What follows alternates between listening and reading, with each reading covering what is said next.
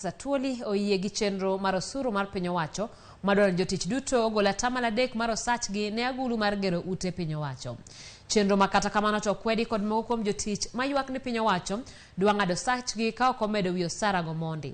Atuoli wacho ni chenro no geto neno ni jopiny oyudo udi manengogi oyueyo kod neno ni jotich bende okano omenda mamoko mabiro konyogi e kinde mabiro.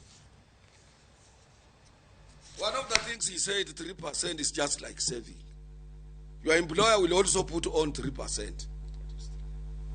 It will attract government's interest. Yes.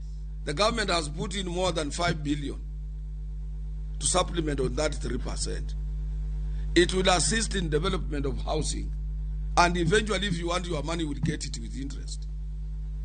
Together with what your employer would have added on that money. So in total, it will be 6% plus interest with maximum of 2,500. So for us who are unionized, that is not a big deal.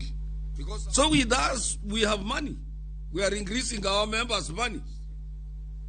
If you are from a trade union, if you are not from a trade union, shauri yako. Because they are the people who pay for this electricity, people who pay for everything here. So when you say 3%, when the salaries have not been increased, to who?